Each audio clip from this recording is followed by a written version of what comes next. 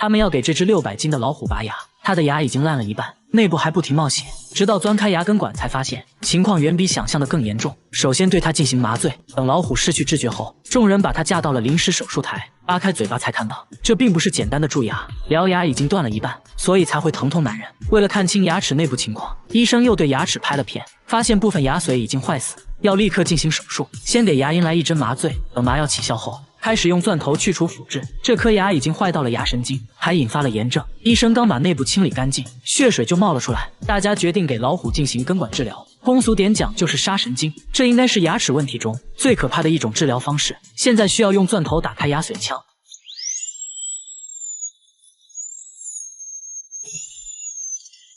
现在根管已经完全暴露，接着医生用根管锉来一点点刮除坏死的牙髓，把坏死的牙髓清理干净后，还要使用消毒剂反复冲洗根管内部，防止后续再次发炎。牙髓处理干净后，医生用工具拓宽根管，经过几个不同工具的轮番操作，根管和刚开始相比已经扩大了很多。接着医生测量根管的深度，根据测量的深度来选择长度合适的牙胶间，来一点点填充根管。牙胶间要先裹上一层密封剂，这样就可以完美填充牙根管，不会留下任何间隙。接着使用加热工具熔断牙胶间，接下来还要使用融化的牙胶继续填充根管顶部，这样下来根管部分就完全填充好了。随后对牙冠部分填充树脂，安装人工牙冠，这样就完成了复杂的根管治疗。最后再对牙齿进行打磨抛光，老虎又可以想吃啥吃啥了。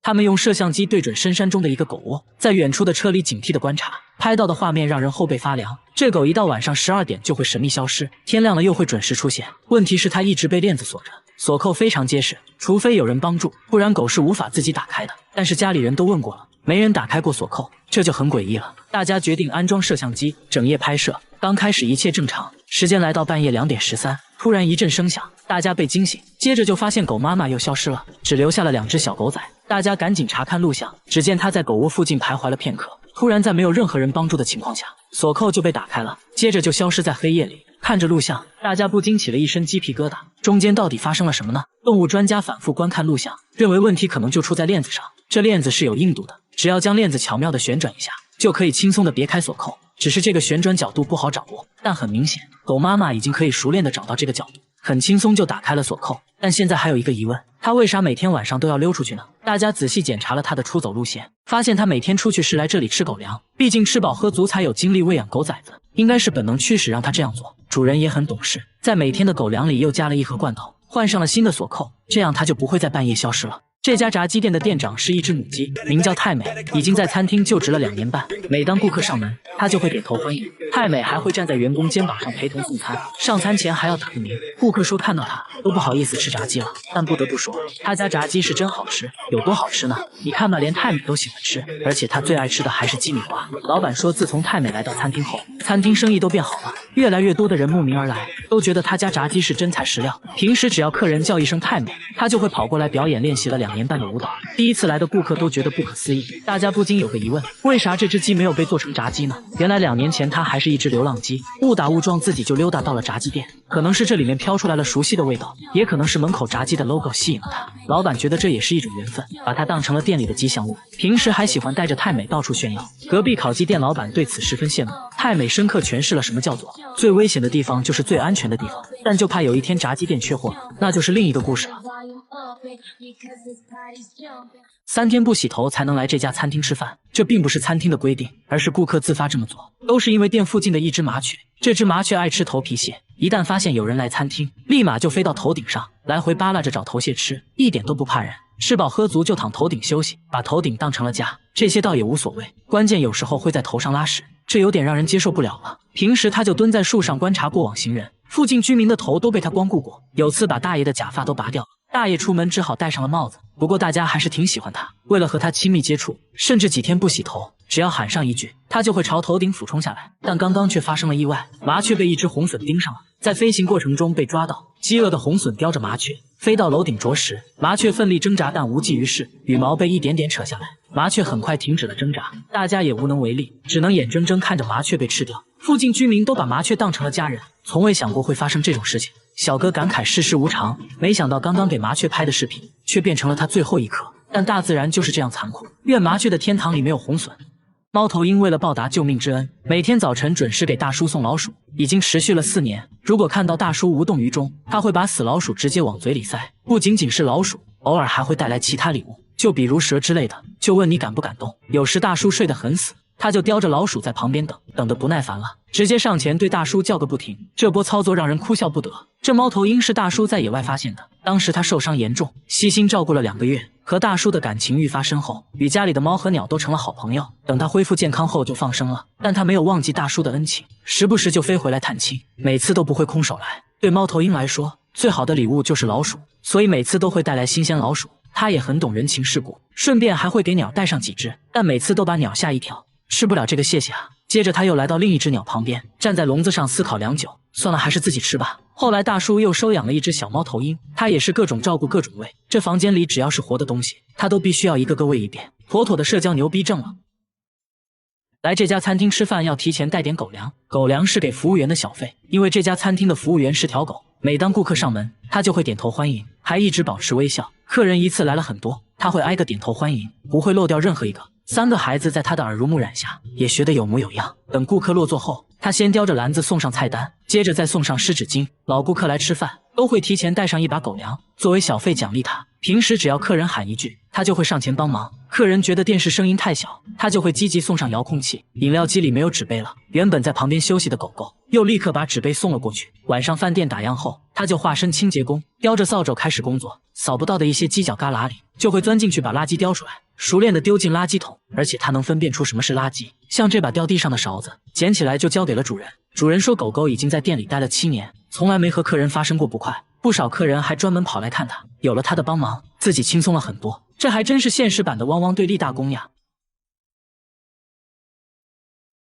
大叔只是在家泡了一瓶人参酒，却引得植物专家纷纷上门参观，只因这瓶里的人参实在不一般，泡在酒里5年后竟然死而复生，长出了新芽，新芽已经长到了6厘米。人参是大叔自己挖到的，泡酒之前就把芽都剪掉了，现在还能看到修剪的痕迹。泡完的酒一直放在仓库里，至今已经5年了。万万没想到，这一泡竟然泡出了怪事，邻居都说这颗人参成精了，是千年不遇的宝贝，甚至有人出高价想买这瓶神酒，但都被大叔拒绝了。大叔对这瓶药酒百般呵护，说喝了这酒气色都变好了，但药酒厂老板却表示，泡在酒里的人参是不可能存活的，况且还是52度的高度酒。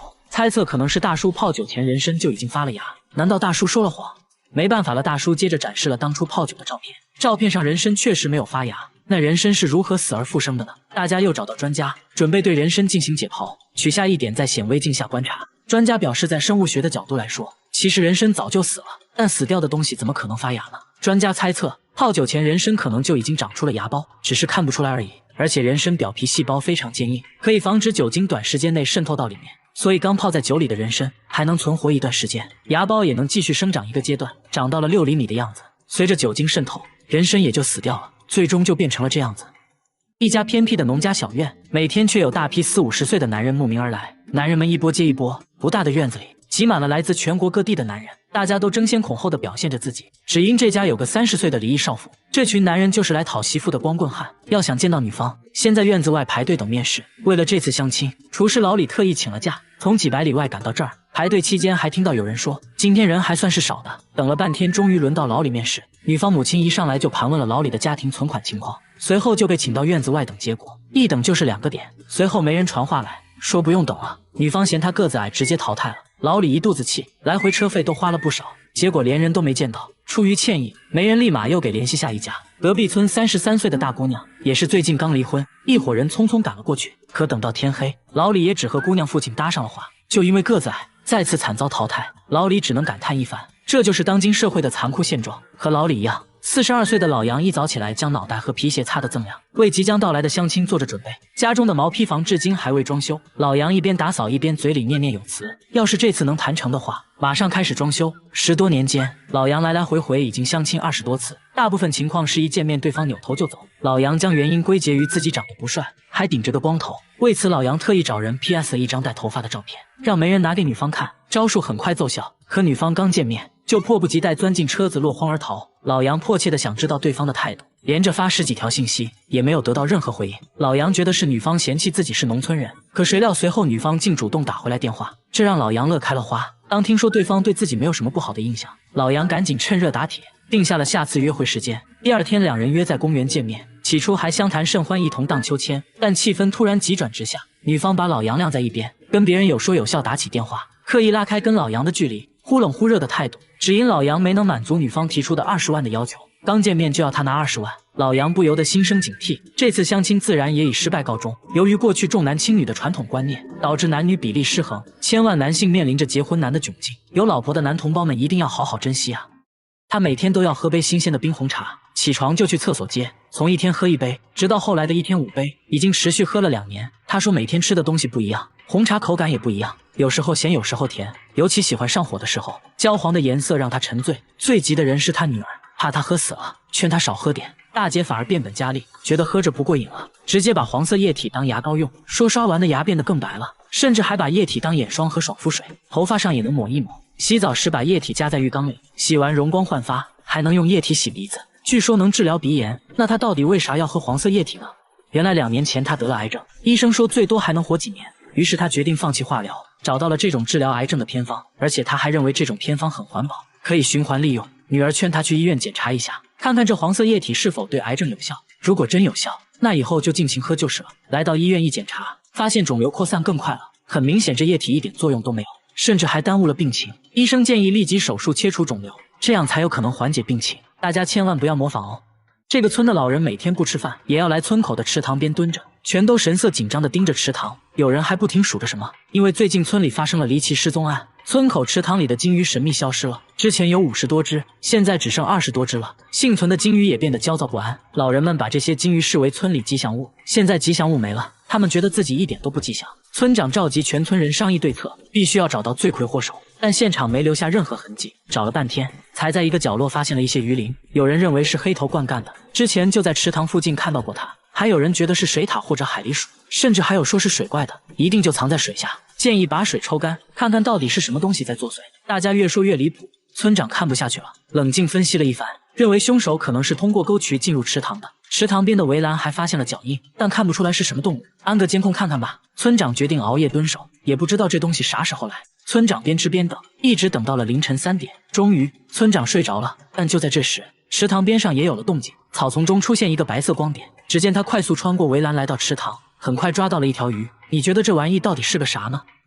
走这条路要提前带上一把玉米，只因这路上有2个恶霸，玉米就是给他们的过路费。这只大鹅每天带老婆在街上收保护费，还专门去烤鸭店收费，1天就要来3次，不给就会对着门口一直叫。店主有时受不了了，会丢给他们一些鸭胗，吃完就赶往下一家。看到街上有人吃东西，伸着脖子就冲了上去，不给就准备攻击，路人吓得连连后退，只能把食物丢给他。有些人知道他们是街上的恶霸，每次走这条路都会提前准备一点过路费，小孩也不例外。而且大鹅非常疼老婆，会把好吃的先让老婆吃，他们总是形影不离。但最近几天却只有大鹅出现，而且每次会把吃的叼走。大家决定偷偷跟着他，看看发生了什么事。大鹅的反侦查意识很强，觉察到被跟踪后，立马往山上跑，穿过各种小道，在一处隐蔽的树下停了下来，就看到他老婆安静地趴在那，原来是在孵蛋。他每天给老婆叼来食物，就是为了让老婆安心孵蛋。老婆放风的时候，他也会时刻张开翅膀守护着。当地女人都觉得大鹅才是男人的榜样，纷纷拍下了视频给自己老公看。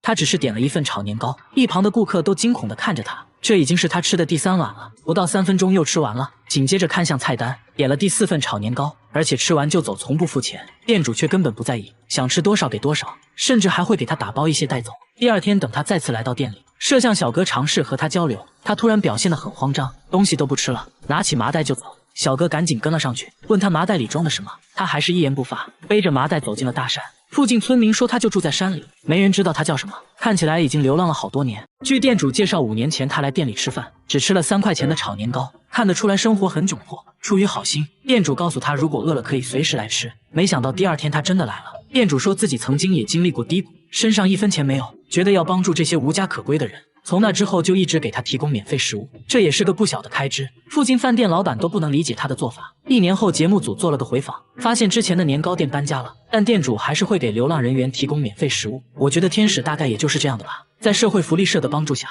之前的流浪汉也住进了精神病院，一切都在慢慢变好。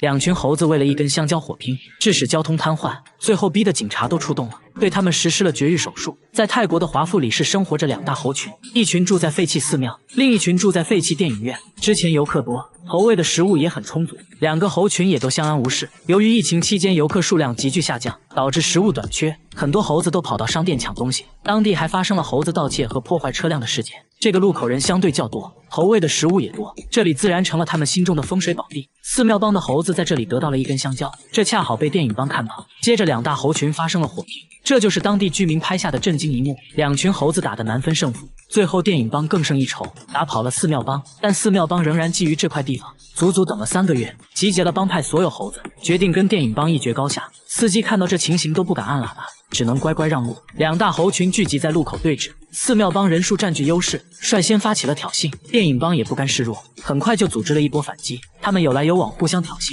期间还有市民的3轮车被猴子翻了个底朝天，最后致使交通瘫痪，逼得警察都出动了。猴子们听到警笛才离开这里。最后政府决定通过大规模绝育计划来控制猴子的数量，猴子被引诱到笼子里，随后都被带到了医院进行绝育。这下真就芭比 Q 了。一家普通的路边小饭店，每天却有大批摄影爱好者慕名而来，大家都争先恐后架起摄像机，对准了屋檐下的鸟巢，还说这是100年一遇的。只见鸟巢里突然钻出来一只白色的燕子，通体雪白，身上没有一根杂色羽毛，连眼睫毛都是白色的。这位80岁的爷爷都表示第一次见。来自韩国各地的鸟类爱好者用摄像机记录着燕子的一举一动。其实人们对白色燕子的狂热还有一个特殊的原因，据说白色燕子100年不遇，看到就代表着好运到。最有发言权的就是这家饭店老板了。老板表示，自从白色燕子来到他家，生意也变得越来越好，很多人慕名而来，一边吃饭一边欣赏，餐厅也因此成了网红打卡地。所以刷到这个视频，代表着你也会很幸运。经过专家详细观察，这只白色燕子是普通的家燕，虽然它是白色的，但大小和习性与其他燕子没有任何区别，它们之间相处融洽，并没有受到歧视。白色羽毛属于基因突变的结果，几率只有1/1000，实属罕见。又过了一段时间，已经到了练习飞行的时间，他拍打了几下翅膀，鼓足勇气，成功飞向了天空。看到这一幕，大家纷纷点赞许愿。这是一种长在树上的酒，为了采集这种酒，很多人冒着生命危险，仅靠一根绳子穿梭在高大的树木之间。小哥浅尝几口，味道一言难尽。这种酒就是棕榈汁，采集用到的工具就是一把刀和一个装酒的容器，顺着用椰子壳绑定的节点，一点点往上爬。来到树冠后，将棕榈树花序头部切开，把罐子套在花序顶端，来回敲打几下，用来刺激汁液分泌。敲击手法和力度会影响流出汁液的多少。几个小时后就能收集到少量的棕榈汁。为了能快速收集到棕榈汁，他们不会爬上爬下，而是把棕榈树用绳子链接起来。采完一棵树，顺着绳子就来到了下一棵，要装满1桶棕榈汁。他们一次至少要采集10棵树，一天就要采集2次。把刚采集的棕榈汁经过过滤，等它自然发酵，放几小时就成了棕榈酒。闻起来有一种很淡的酒味，喝起来酸酸的，好处就是很利尿。因为棕榈汁含有糖分，所以也可以用来熬糖。把收集到的棕榈酒过滤一遍，在路边等着收酒的小贩上门。这种酒非常抢手，一手交钱一手交货，今天的付出得到了回报。这就是斯里兰卡菜酒人的生活。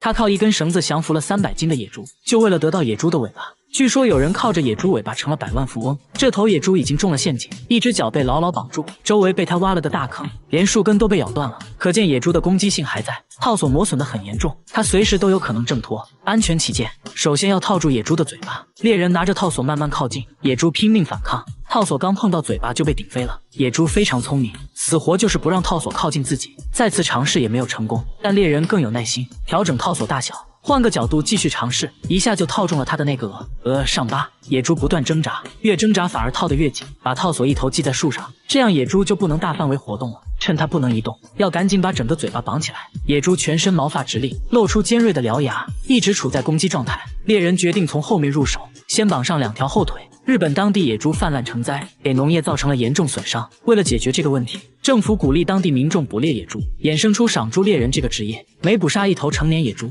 就能得到1.6万日元的报酬。把尾巴交给相关部门，就可以领取奖金。绑好了后腿，野猪更加动弹不得，只能任由猎人处置。猎人用胶带对着眼睛缠了几圈，这样野猪就啥都看不见了，顺便把嘴巴也缠起来，接着再把前后腿都绑在一起，就大功告成了。猎人摸了摸野猪的肚子，肉还挺结实的，非常适合进行无公害处理，让它们回归自然。但大家千万不要模仿哦，这是一种比鲱鱼罐头还要臭的食物，一般人闻一下就会吐，他们却爱到不行，平时都舍不得吃，只有招待客人的时候才会拿出来。记者尝了一口，反应非常真实。这种食物就是烟海雀。要制作这种美食，第一步先抓海雀。这个半山腰就有大量的海雀，一对父子穿着浅色衣服，埋伏在岩石中，等待合适的机会。他们的工具就是一张网，等海雀靠近，直接用大网一搂，就能轻松捕获一只。没一会就收获了上百只。现在海雀有了，要完成这道美食，还需要一张海豹皮。海雀不需要任何处理，直接带毛往海豹肚子里装，装满后再排出里面的空气，把海豹肚子缝合起来，缝合口均匀涂上海豹油脂，防止长蛆，然后把它埋在岩石下面，不留任何间隙。接下来经过6个月的发酵，就形成了著名的烟海雀。取出来可以看到，海雀保存得非常完整，看着很新鲜，不过味道实在令人上头。他们迫不及待地想要品尝。拿出来的海雀直接拔毛，从拔毛的轻松程度就可以判断海雀是否已经发酵成功。拔毛后对着屁股猛吸一口，把已经发酵腐化的内脏通通吸出来，一股浓汤下肚，咸味加腥味再加纳豆混合下水道的味道，他们却吃得津津有味，越吸越上瘾，根本停不下来。他们甚至还说吃起来有点甜。记者忍不住尝了尝，说还可以接受，不是很臭。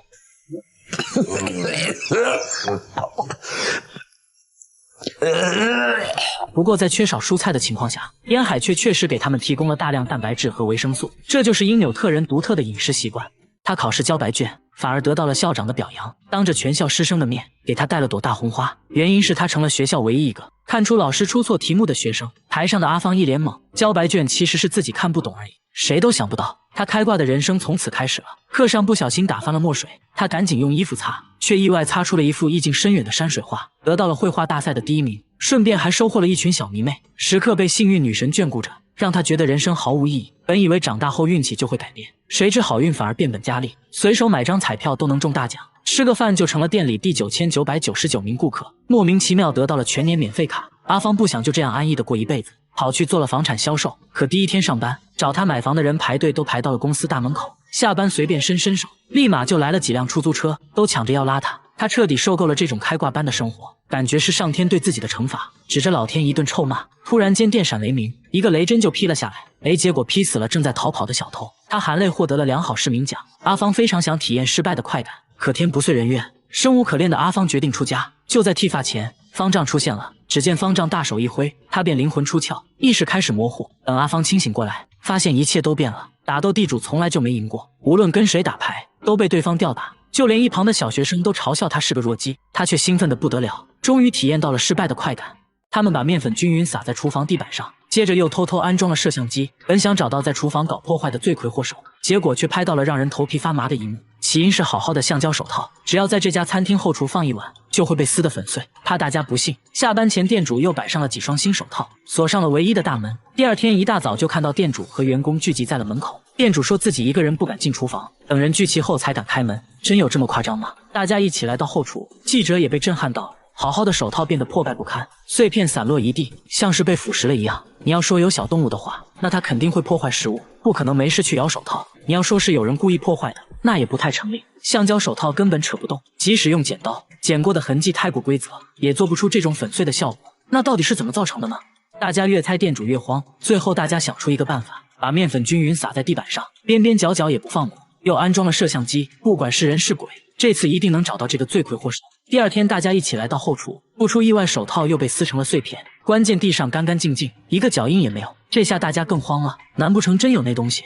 大家赶紧查看录像，发现手套在没有任何外力的情况下，自己慢慢开始分解腐化，整个过程显得很自然，画面说不出的诡异。大家不由得后背发凉，赶紧寻求专家帮助。专家认为这是一种化学反应，橡胶手套是被氧化剂破坏的，这种氧化剂应该就是臭氧。许多厨房都在使用臭氧对食物进行消毒，白天排风扇会把臭氧抽到室外，但晚上排风扇不工作，臭氧就聚集在了厨房，随着浓度升高，橡胶手套就被氧化，从而老化断裂。为此专家还做了个实验，密闭空间内，当橡胶手套接触到臭氧后，很快就被氧化掉了。专家说只需要晚上也保持通风，把臭氧排到室外，就可以防止类似的事情再次发生。店主乖乖照做，晚上也打开了排风扇，果然第二天手套真就完好无损，省流。氧化反应。60岁老人准备徒手捕猎鲨鱼，手法十分奇特，鲨鱼到死都想不到自己竟然是上吊死的。他拿着一个用椰子壳制作的摇鼓，不停拍打水面，模拟海鸟掉在水中挥动翅膀的声音。鲨鱼对这种低频声音很敏感，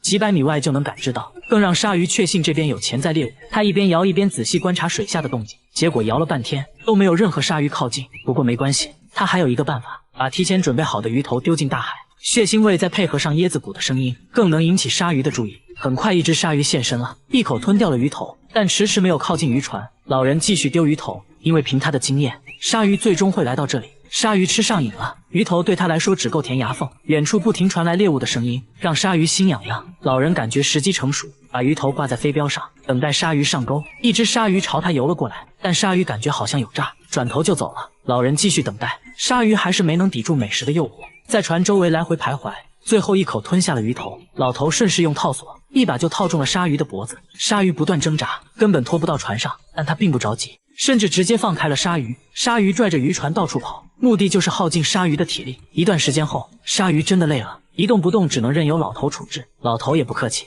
拿起棍子就是梆梆两下，随后轻轻松松拖到了船上。老头吹起了胜利的号角。这就是美拉尼西亚人传统的捕杀方式，他们用屋顶上的瓦片做镜子，不但光可照人，甚至还有美颜的效果。女人们都认为这种镜子才能照出最真实的自己。做这种镜子一定要选用红色瓦片，把瓦片敲碎，放在石板上反复研磨，磨得越细，做出来的成品质量越高。在里面加上一些黄麻纤维，然后加水充分混合在一起，接着再次把泥浆碾压一遍，确保里面没有大块颗粒。随后把研磨好的泥浆放入圆形模具中，用手压实就可以拿到太阳下晾晒。晒干后开始打磨，用手感受圆盘的平整度。打磨的差不多了，就要在上面涂上一层黑色粉末，这个就是关键了，涂多少完全凭手感。接下来的工作就要由男人来完成了。在光滑的圆盘上放置3块小金属，然后将另一个圆盘扣在上面，中间就形成了一个空隙，用粘土把四周完全密封，接着在上面戳个洞，捏出一个入口，随后放在外面继续晾干。等待的时间，他拿出了一些金属合金，其实泥巴只是制作镜子的模具而已，镜子本身还是由这些合金做成的。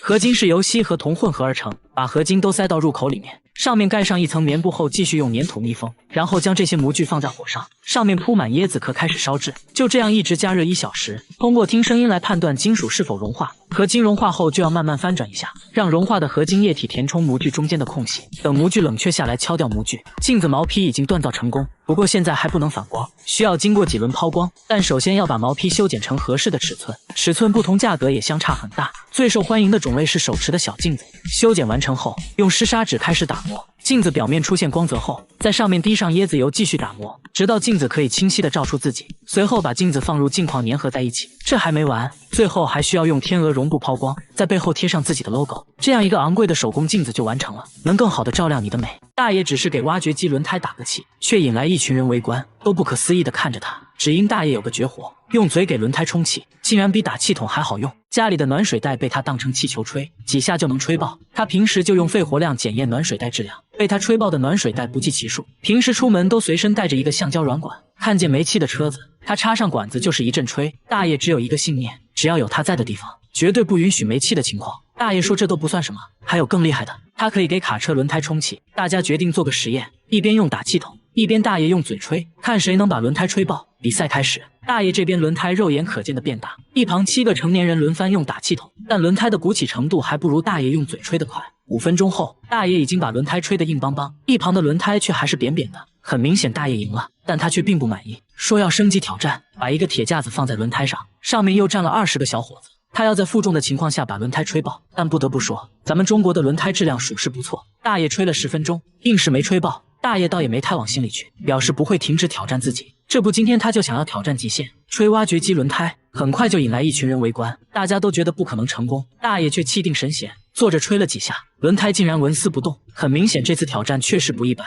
只见他站起来半蹲马步，稳扎稳打的吹，轮胎终于有了点起色。毕竟是挖掘机轮胎，吹到一半的时候最困难，几口下去轮胎也没啥变化。大家不停给他加油打气，大爷擦了擦汗，接着青筋暴起一阵猛吹，终于把轮胎吹了起来。大爷一脸傲娇地说，自己才66岁，还能再吹他个10年，只要有我在的地方就不允许出现打气筒。酋长抓起一把泥土，根据土里蚂蚁的多少来寻找一种在这个季节才有的食物，这东西对他们来说比黄金还要珍贵，即使冒着9死1生的风险也要得到它。每次行动前还要进行一番奇怪的仪式，向丛林祈祷平安与成功。马上就要下雨了，必须立即采取行动。他们来到一棵参天大树前，他断定这棵树上就有他们要找的美食。这树足足有40米高，需要6个人才能抱过来，这是个不小的挑战。但为了族人，他依然决定爬上去，砍下一根藤条，用力拧成绳子，把自己和树干牢牢捆绑在一起，这是他唯一的保护措施。刚开始攀爬速度很快，6米长的藤条在他手中灵活摆动，很快就爬到了10几米。这时树干开始变得湿滑，他拿出斧头挖出一些洞，当成落脚点，这就是他不断向上的基石。爬到一半的时候，他突然停了下来，看起来应该是抽筋了。长时间的攀爬，他早已精疲力尽，现在进退两难，只能挂在半空缓一缓。短暂休息后，看着妻儿期盼的眼神，他咬咬牙再次出发。他一鼓作气，树顶近在咫尺。与此同时，树下的搭档点燃了树叶，迅速把这堆树叶传送上去。这个是关键道具，树顶长满了苔藓，湿滑无比，在没有任何防护措施下，每一步都要小心翼翼，一旦失足肯定粉身碎骨。他拿着这捆树枝，在树顶找了半天，来到一个树洞前，一边用浓烟熏烤洞口，一边用斧头砍。还没砍几下，斧头就沾上了一些神秘液体，他迫不及待品尝起来。看样子已经找到了，原来他们苦苦寻找的美食就是蜂蜜。当斧头沾上蜂蜜，就意味着快大功告成了。把洞口凿开，直接把手伸了进去，终于收获了第一块蜂巢。蜜蜂对他发起围攻，他也毫不在意，很快就装满了竹篮。蜂蜜对于他们来说异常珍贵，一点都不能浪费。他把手上残留的蜂蜜也刮进了竹篮，地上的妻儿已经在咽口水了。他赶紧把竹篮传递下去。从天而降的这一整筐蜂蜜，让翘首以盼的家人们感到欣喜。对于一直将昆虫、荷叶草作为主食的他们而言，只有这个季节才能吃到蜂蜜，因此倍感甜蜜。此刻他也可以尽情享受收获的喜悦。这就是巴雅卡族人跨越生死的一餐。